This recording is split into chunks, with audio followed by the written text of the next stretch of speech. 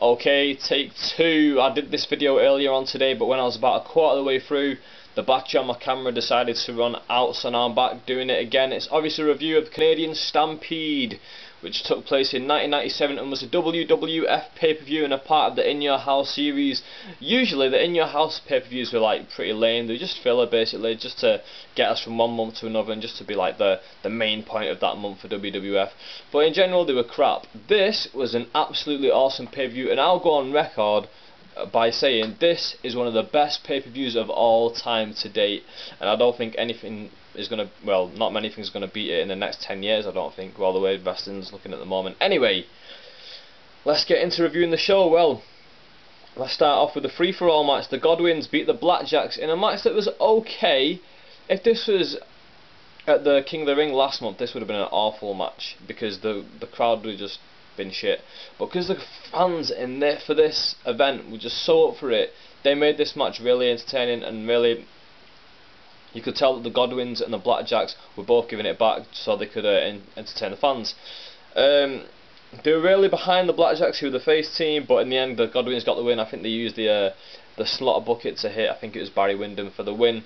Right, now onto the main show. We started off with Triple H against Mick Foley. They were continuing their feud, which had started at the King of the Ring final the month before, which I've just done that review, so if you want to watch that and you've not seen it already, go to my channel.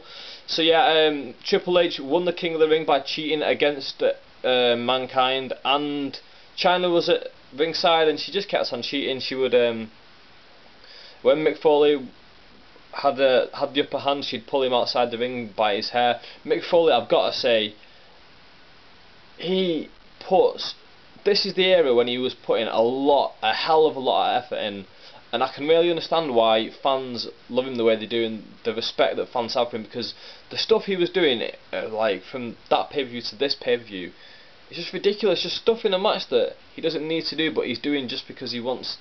He's just putting the effort in, like letting Chyna pull him out of the ring by his hair. That's something that, it's not like a massive high spot, but you know, that's fucking painful. Have you ever had your hair pulled by a girl or something, like when you were a child or whatever, and they're trying to fight you? But you know what I mean, it hurts. And imagine being pulled out by a woman the size of Chyna, pulled down to the ring, like down to the mat, like a 3-foot drop. Anyway, I'm going on.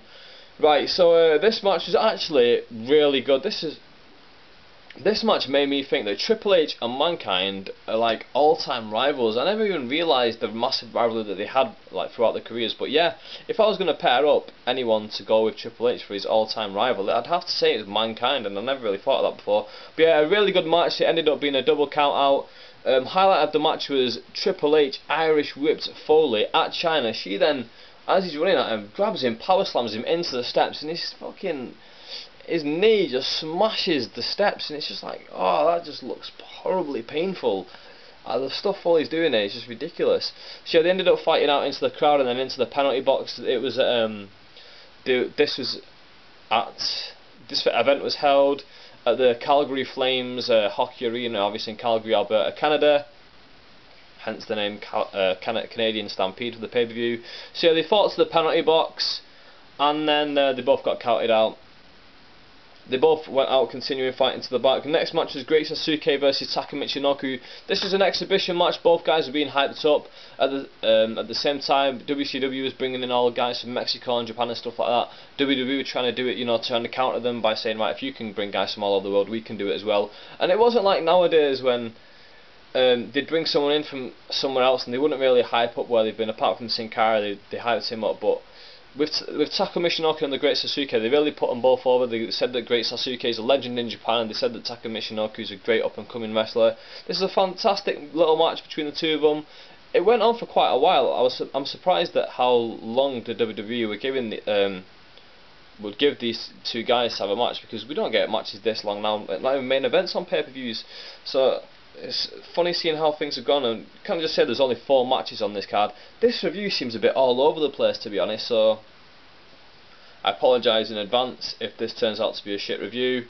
Yeah, I don't know what's wrong with me, I just can't seem to be getting a flow. Anyway, just before the Great Sasuke Taka Michinoku match started, Triple H and Mick Foley start scrapping towards ringside, and it's like the brawl from the match before has continued going on, and the guys backstage cannot like separate them. And it's a nice little thing to show like how they just building up the feud where they're just going against each other. Anyway, the Great Sasuke beat Saka Michinoku after a really good match. Then we had Undertaker beating Vader in a match for the World Wrestling Federation title. Now, Undertaker and Vader hadn't been feuding. Undertaker had been feuding with Paul Bearer, as I probably said in my last video about the King of the Ring, that Paul Bearer had blackmailed Undertaker into going back with him and being using Paul Bearer as his manager again. But finally, in the last few episodes of Raw, Undertaker decided, right, enough is enough.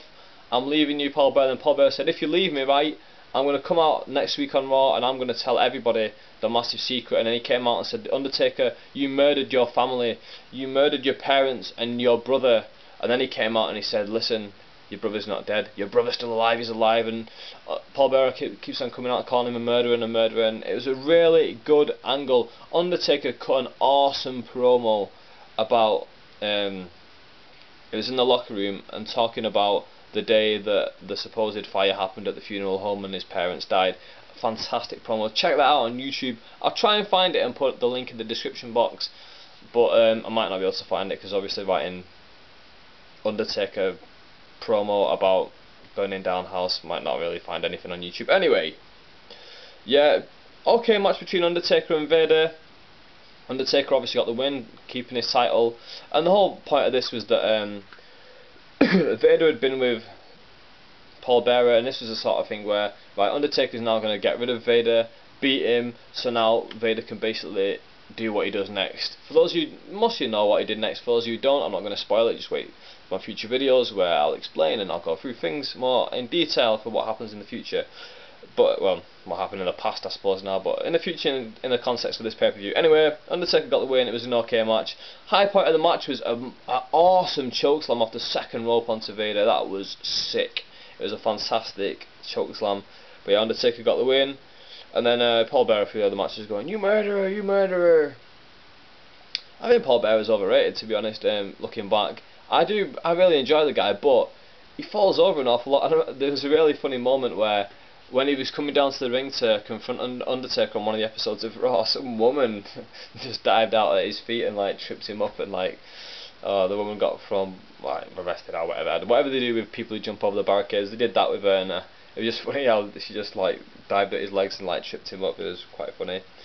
But yeah, on to the main event, the only match that really matters on the card, in all honesty.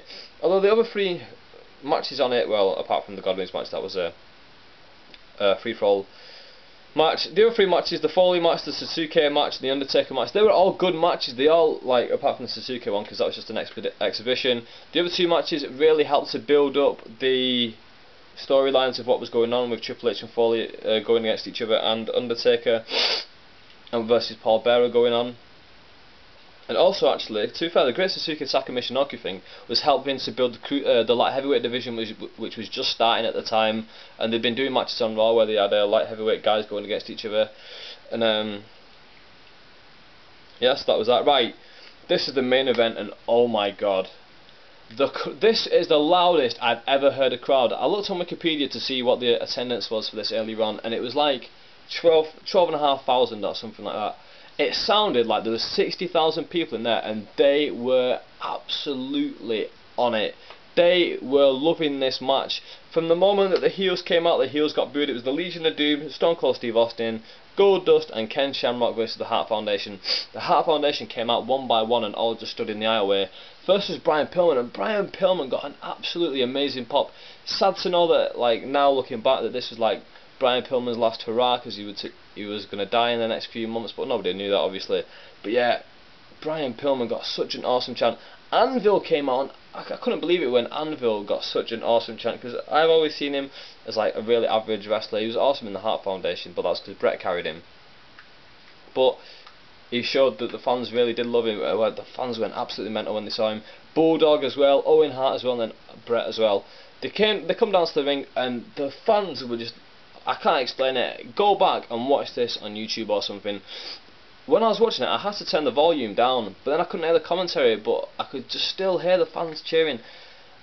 I honestly cannot explain like how ridiculous it was that they were just so passionate, so up for it. And the only way I can really explain it is to say, imagine, in terms of football, the World Cup final at your home stadium. Where's the next one? Next one's Brazil, isn't it? 2014 in Brazil.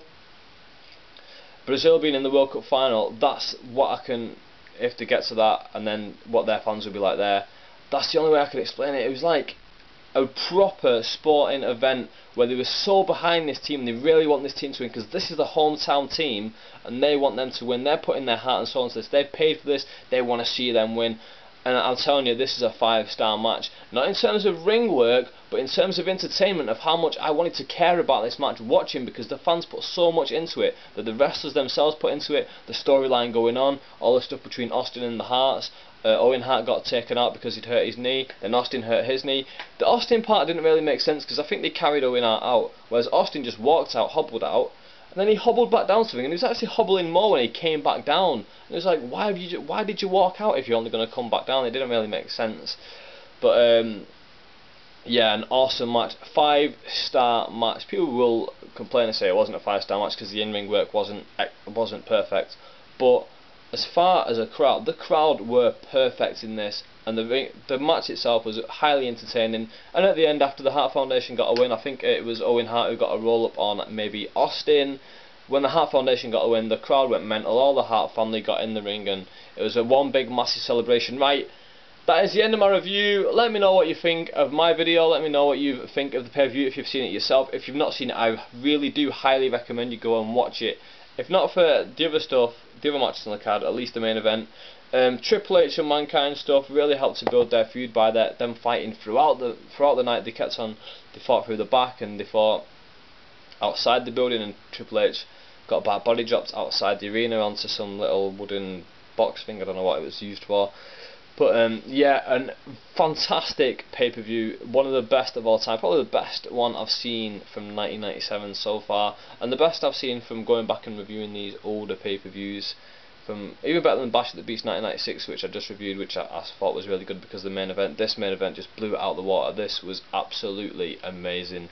Yeah, just a quick update as well before I leave this video. The other day I recorded about 6 videos, so now I've got like a bulk of stock. So because a lot of the time I don't have time to make videos, so now I've like recorded like 6 at once, so I can upload them like as things go. I did a Royal Rumble on the Super Nintendo review, I did a King of the Ring on the Game Boy review, I've done a few collection videos, like my collection videos. I did a magazine one, and I did like 2 jokey ones, like jokey collection videos, because I don't really have like a massive wrestling collection in some areas. And like, yeah, you'll basically see when they get there. If you've got any if anyone wants to see any of those videos, like basically prioritize them to be uploaded first, let me know down here and I'll try and get them on before the others. But yeah, that's it. If anyone's got any video suggestions, I'm always up for taking suggestions. I don't always do them, but I like to hear them anyway, and I will do them if I think I can do a good video on that. So yeah, put that down here, and also put questions on my moderator on my channel, and I'll answer them in my next Q&A. And with that, I'm out. Thank you very much for watching.